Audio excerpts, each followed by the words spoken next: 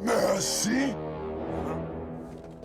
I'm afraid that my condition has left me cold to your pleas of mercy. The Batman and Robin film features the dynamic duo battling it out against a man who plans to use his world-changing technology for nefarious means against Gotham City. The film has been panned by critics, criticized for its ridiculous costumes and old-looking Robin, and has aged poorly in the years since its release. We are, of course, talking about the 1949 film, Batman and Robin. Did you think I was talking about something else? Thanks for playing. Technically, the film is called The New Adventures of Batman and Robin the Boy Wonder, but is usually shortened to the less wordy Batman and Robin. And this is the 6th episode of Panels to Frames. The 1940s were coming to a close, and Columbia had just had a big hit on their hands thanks to Sam Katzman's Superman serial the year prior, with that film giving a quick, albeit short, revitalization to movie serials. Columbia decided to cash in again on their other big superhero, Batman, this time with Katzman producing.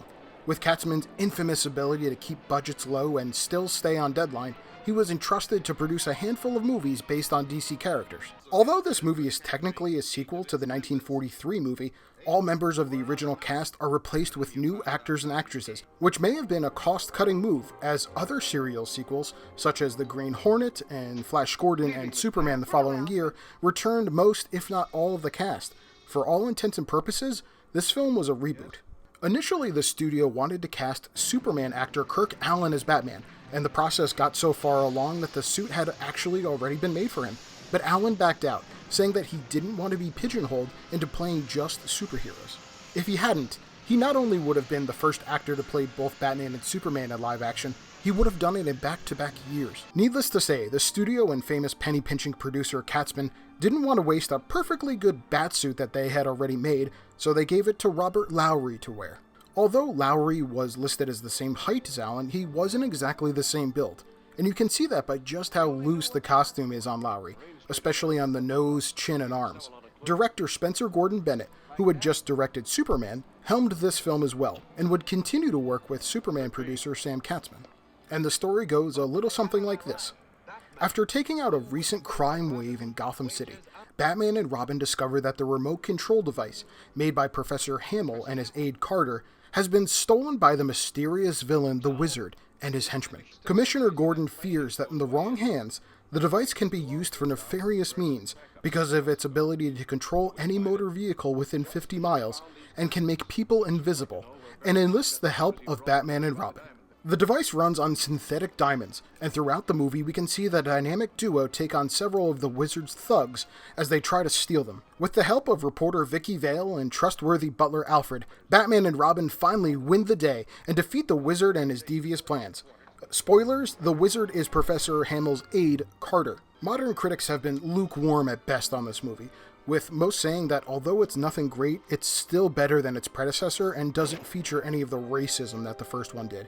The movie was even featured on Riff Tracks, a spin-off of Mystery Science Theater 3000. This movie features some of the elements of the 1943 film, like Batman going undercover for some reason, and just like in the last outing, the Batmobile is just an ordinary car, a 1949 Mercury convertible, and it isn't even black, and Wayne Manor is just an average-looking suburban house. Another similarity is neither film features Bruce Wayne's parents, his origin story, the Flying Graysons or how Batman met Robin, nor Wayne Enterprises. They just jump right into the action. Although the movie actually features Batman doing some detective work, it contains more than a couple illogical actions and sequences. This includes, but isn't limited to, the bat signal being used in broad daylight, Batman using a tool much bigger than he could fit into his belt, a character on the radio spouting out important plot info which leads our heroes to believe he's either working for the villain or is the villain since he knows things before anyone else, but it turns out he just gets scoops and it's never really explained how or why he gets these scoops, and Professor Hamill is in a wheelchair but secretly uses a device to walk, unbeknownst to other characters. But towards the end of the film, he's just walking around and no one says a word about it, despite the fact that they've all seen him in a wheelchair up to this point. Unlike the first film, this film can be given credit for being just the second comic book movie to use a villain from the comics, although this version looks nothing like his comic counterpart, and the Wizard is not directly a Batman villain. He was usually a villain to the Justice Society of America. Even though this film continues the trend of villains not original to the hero, it is surprising to see the amount of classic Batman villains that had already come to the comic by 1949 that the writers could have used and chose not to. This includes, but isn't limited to, the Joker, Joe Chill, Catwoman, Clayface, Scarecrow, the Penguin, Two-Face, Solomon Grundy, the Huntress, the Mad Hatter, and the Riddler. Although, to be fair, Dr. Dacca, the villain of the last film, was essentially the Joker, and a few of those villains still have yet to be seen in any live-action movies. A much simpler explanation is it was just a lot easier on a tight budget to have a masked villain dressed all in black. Vicky Vale is played by Jane Addams and was introduced in the comics just the year prior and was based on Marilyn Monroe. She would be Batman's love interest once again, 40 years later, when Kim Basinger played her in Batman '89. This movie also includes her brother, Jimmy Vale, although he is original to this film and doesn't appear in any other DC comics or media.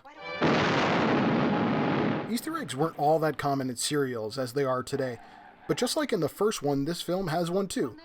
In the first chapter, the police are summoned to a robbery on Ellsworth Avenue.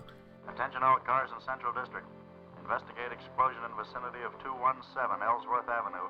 This is a nod to Whitney Ellsworth, an editor at DC Comics. He was DC's movie contact and a consultant on all of its comic book-inspired serials. And at one point, Alfred disguised himself as Batman, something that wouldn't happen in the comics until 5 months after the serial was released. You're clever, Batman, but not as clever as the Wizard. Robert Lowry, who played Batman, starred in films from the mid-30s until the 60s, and retired to start a celebrity cruise line with the man who played Uncle Fester in the 1960s Addams Family show. Lowry also had a guest role in the George Reeves Superman TV show, although he didn't play Batman. And he is also directly related to Abraham Lincoln. Lowry died at 58 after having a heart attack on Christmas Day, 1971. Johnny Duncan, who played Robin, got his start in Hollywood in his teenage years, doing the jitterbug and appearing in various swing dance movies. He acted for a few decades, and later in his career, he was a regular at various comic conventions. Duncan died in 2016 at 92.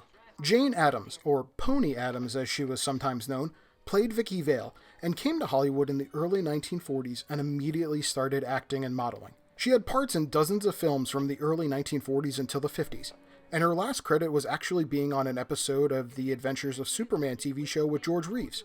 Addams passed in 2014 at the age of 95. Lyle Talbot, who portrayed Commissioner Gordon, started his career in film in the early 30s, around the time that movies started using sound and producers needed someone who could, quote, talk. Talbot had a long career spanning the 30s through the late 80s, featuring in hundreds of movies and TV shows, including the villain of the next movie that we will cover, Atom Man vs. Superman. Talbot passed in 1996 at the age of 94. Leonard Penn, who played the villain The Wizard, got his start on Broadway and was featured in dozens of movies and films throughout his career from the 30s to 1960, including the Superman serial, with his last credit being in Spartacus. Penn passed in 1975 at the age of 67.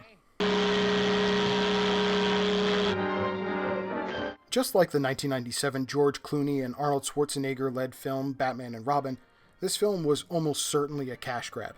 As we noted in our last video about the Superman movie, the popularity of serials were on the decline as well as superhero comics themselves. Columbia, the same studio that made Superman, wanted to milk the superhero cash cow as much as they could, and would continue to do so next year. All in all, this film was better than the first, but that wasn't a very high bar to clear. It was pretty standard for a serial film, and it's probably only remembered because it's a Batman property.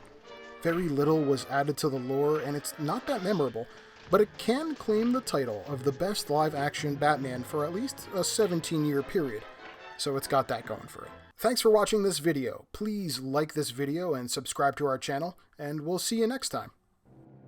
On the next episode of Panels to Frames, Superman faces a familiar foe.